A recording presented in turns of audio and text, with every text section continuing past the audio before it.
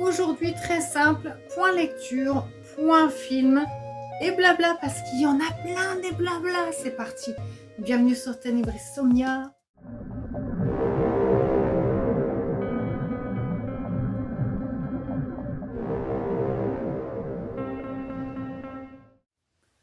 Petit point lecture en ce dimanche 9 novembre. Je continue Choc de Chuck Palahniuk, mais c'est tordu à souhait. J'ai pas fini, hein. Je l'ai pas fini, il me reste ça. C'est tordu, j'ai jamais lu un truc aussi tordu, pourtant je sais qu'il en existe, j'ai pas tout lu, mais ça c'est un des livres les plus tordus que j'ai lu. C'est tellement spécial. La plume aussi de Palahniuk est bizarre, et le récit, on est dans un truc chelou. On avait Victor dont la mère est atteinte d'Alzheimer, elle est à l'hôpital, il la veille quoi, lui il est médecin. Et en même temps, il y a... alors sa mère, on a appris qu'en plus, elle a un passé un peu vraiment très trouble. Hein, c'est pas de tout repos son passé. Voilà, bon, je ne dis pas tout parce que là, je pense à des trucs, mais je sais pas si je peux vous les dire. Voilà. Et puis, ce même Victor a son ami aussi qui erre dans les mêmes couloirs. Il me semble que c'est dans les mêmes couloirs. Hein. Je vous l'avais dit, ça, il appartient à un groupe en thérapie là pour ceux qui sont accros au sexe. C'est très chelou. Bah, je vais vous dire, je comprends pas tout, mais j'adore. Parce que, voilà, à chaque fois que je tourne la page, je dis, mais qu'est-ce qui va se passer et c'est trop grisant, en fait. Ah, c'est tordu. J'ai mis des post-it, mais je pense que je vous les redirai quand. Qu'est-ce que j'ai mis? Il y a des trucs, ouais, je peux pas spoiler vraiment. Ces lunettes que vous avez sur le nez, vous en avez besoin? Et l'autre, il répond uniquement pour voir. Alors bien sûr, Chuck Palahniuk est connu pour écrire des satires américaines. Et là, on est dedans. C'est vrai qu'en plus, derrière... Non, c'est pas derrière, c'est où j'ai lu ça. Il dit c'est un peu à la croisée avec un auteur, je sais plus qui, et Bret Easton Ellis. Vous savez, c'est ces auteurs que Bret Easton Ellis l'affectionne. Hein. C'est de la satire. Et là, c'est écrit d'une façon, mais il n'y a pas plus particulière, quoi. Alors, pendant un moment, Victor raconte... les patientes qui rencontrent à l'hôpital, notamment des personnes âgées.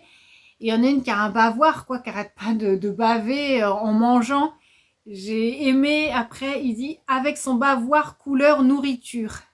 Voilà. Voilà. Là, c'est un peu, c'est nul, là, mais c'est, voilà, c'est les expressions que j'ai bien aimées. Ah, c'est vieux, c'est ruine d'humain. Alors, en fait, ce que j'ai aimé, c'est pas ça que j'ai pas cité, c'était juste la phrase d'avant. C'est qu'il dit, ma maman, en fait, à chaque heure, elle fait un bruit d'oiseau différent. Donc, c'est comme ça que je reconnais l'heure qu'il est. C'est très chelou, hein. Voilà, parce que sûrement, elle doit être vieille, donc elle n'a pas toute sa tête. Elle a Alzheimer, donc elle doit faire des bruits bizarres. Et lui, il associe ça à des... Ça, c'est moi qui interprète. Mais lui, il dit clairement, elle fait des chants d'oiseaux à chaque nouvelle heure. Il dit, il est déjà mésange, UP ennemi.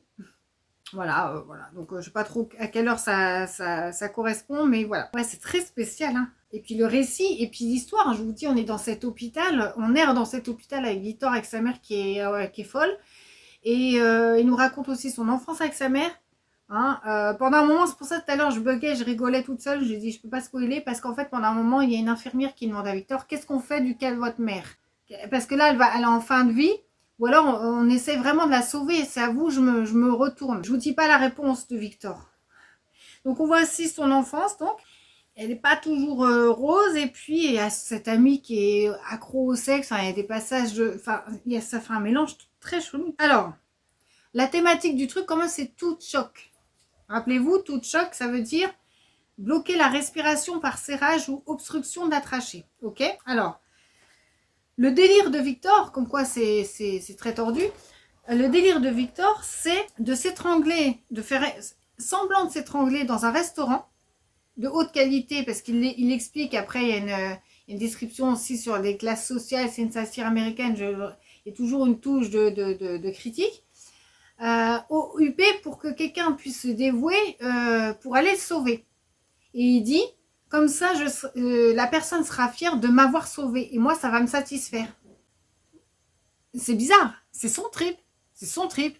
Il y a le récit et tout. Et pendant un moment, il dit, à des moments, il dit, tiens, aujourd'hui, ce soir, tiens, dans quel restaurant je vais pouvoir aller pour pouvoir que quelqu'un me sauve. Il veut rendre les gens heureux comme ça, en fait. Ce serait chelou.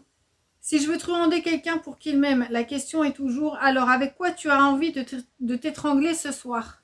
Ah oui, je vous ai dit, c'est spécial. Hein. C'est très spécial. Et comme je vous dis, je comprends pas tout.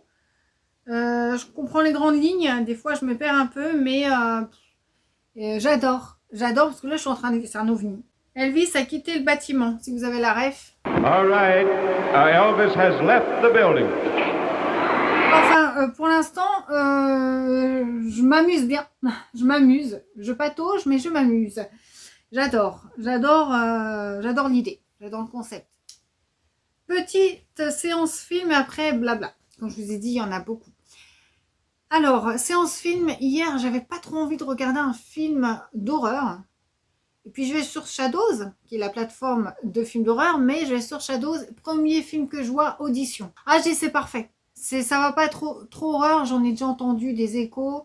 Ça va être plutôt chelou, mais pas horreur. Pas trop sanglant et tout, hein, faut avoir envie, sinon t'es vite dégoûté après. Hein. Une pépite, j'ai mis 4,5, mais 5 sur 5, c'est réussi. C'est absolument réussi. C'est un gars qui perd sa femme, un père de famille qui perd sa femme.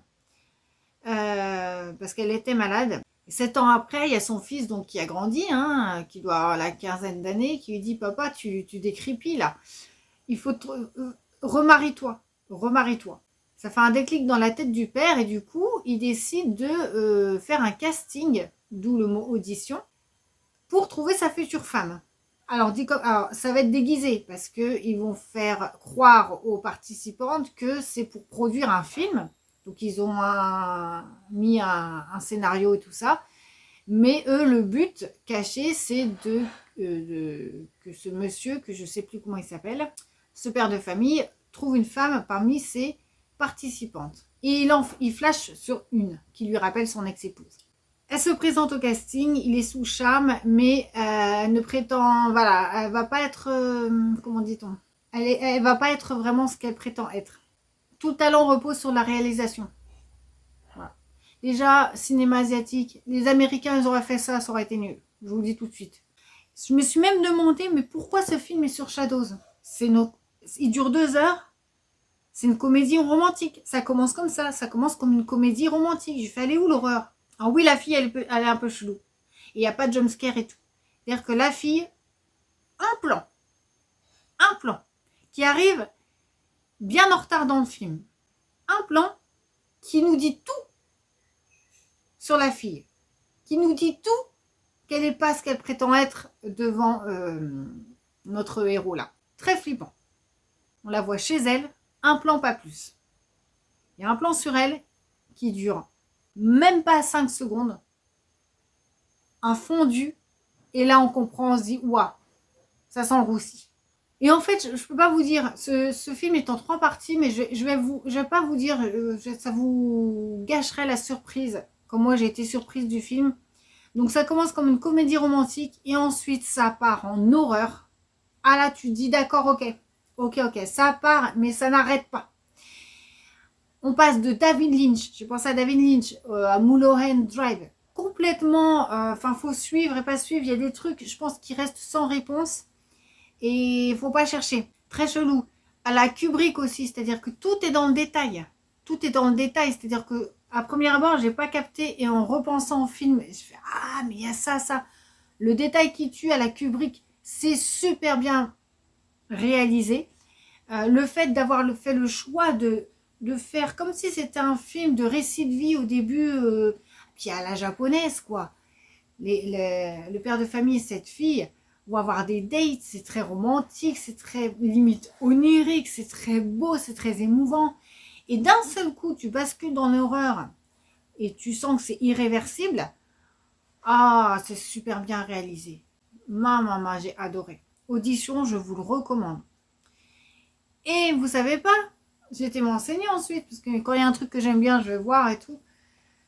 Ah bah c'est tiré mais ça m'étonne pas, d'un roman éponyme de Ryu Murakami. Ryu Murakami, vous savez que, je peux pas dire que c'est un auteur japonais chouchou, parce que j'ai lu qu'un livre de lui. Mais quand je vois qu'il pond des histoires comme ça, comme Audition, qui n'est pas traduit en français d'ailleurs, je suis dégoûtée. de roman. Voilà. Moi, j'ai adoré Les bébés de la consigne automatique, c'était un coup de cœur.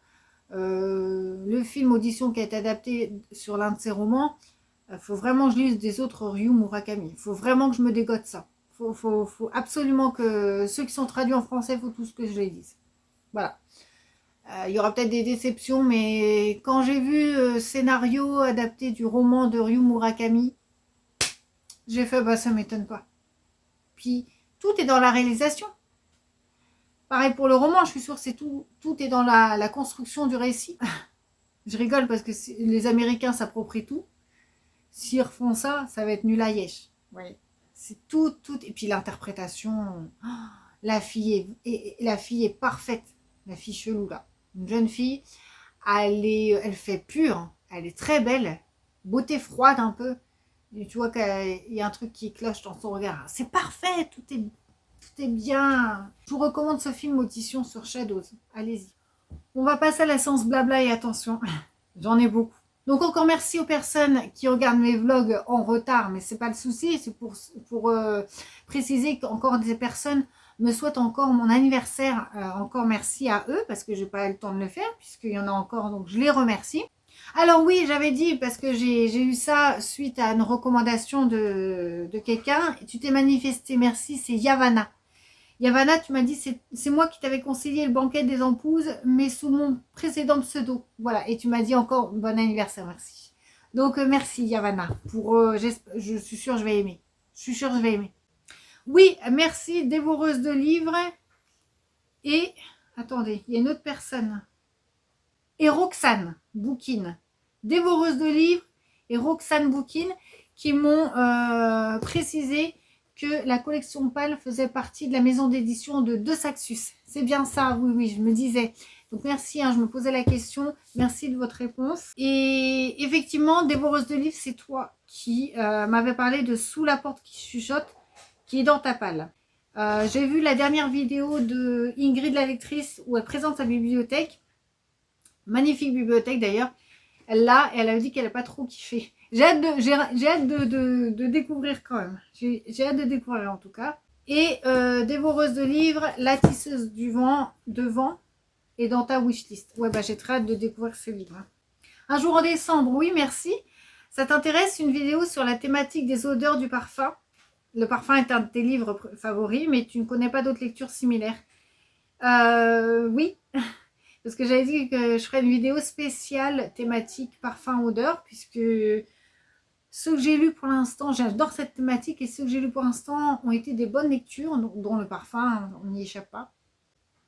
Lily, tu m'as encore fait rire, parce que je parlais, alors entre guillemets tu me dis, parce que je disais noir, sombre, glauque, et tu me dis, tu as les mots pour faire rêver. Mais sur Ténébris Somnia, bien entendu, ces mots nous font rêver.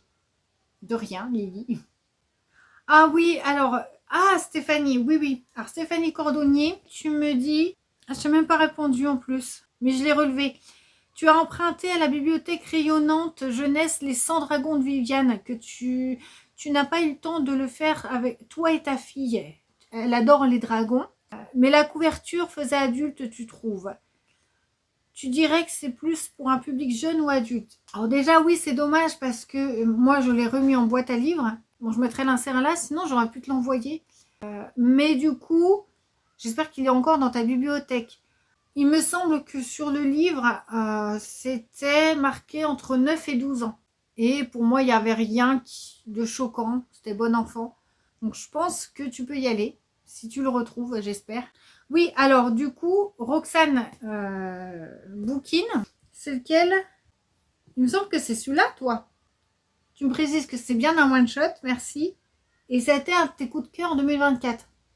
Donc comme quoi, il m'intrigue vraiment.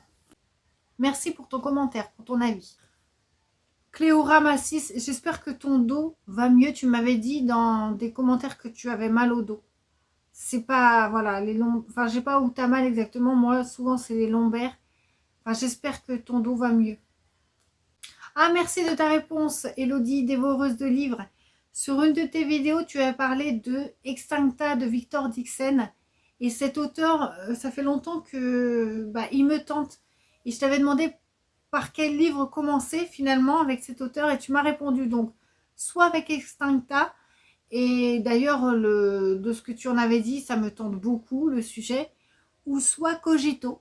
Donc, pourquoi? Donc, merci. Franchement, merci de ta réponse. Je sais noter. Je vais, si je tombe sur soit Cogito ou Extincta, l'un des deux, bah écoute, je le prendrai. J'aimerais vraiment découvrir cet auteur. Oui, alors l'ado vintage, hein, je sais, Betty, je sais que tu avais beaucoup aimé, tu me dis, comme quoi face à la lecture, on est tous différents. Perso, Betty m'a emporté à la page 2. Oui, c'était pas pour moi, ou c'était pas le moment. Ça se trouve, je l'aurais lu à un autre moment, j'aurais aimé. Là, je suis partie, enfin, on m'a tellement martelé la tête que ce livre était super que c'est jamais bon, c'est jamais bon. Peut-être j'aurais trouvé ce livre en librairie par hasard. Je me serais plongée dedans sans truc. Je l'aurais lu. Le fait que je m'ennuie, je sais pas. En tout cas avec des si, hein. Voilà, c'est vrai. C'était pas le moment ou c'est tout simplement pas fait pour moi.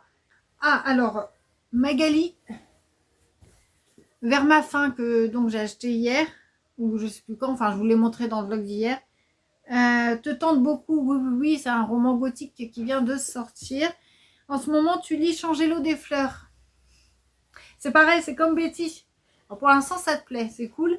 Je ne l'ai pas lu, mais c'est comme Betty. Beaucoup de personnes qui l'ont lu ont pleuré devant ce livre. Donc bon, moi, c'est pas mon... J'ai pas... Betty, j'y suis allée parce que ça aurait pu me plaire. Changer l'eau des fleurs, je sais pas. C'est pas trop mon truc de prédilection. Après, ça n'a rien à voir, hein. Isa, l'entre du bonheur, j'espère que tu vas bien. J'espère que vraiment, je sais que tu traverses en ce moment des moments difficiles. J'espère que tu vas bien. Et puis tu me dis que mes vidéos sont des moments doudou. Bah, ça peut t'apporter un peu de réconfort. Les livres d'une vie de Olga Tokarczuk, tu me conseilles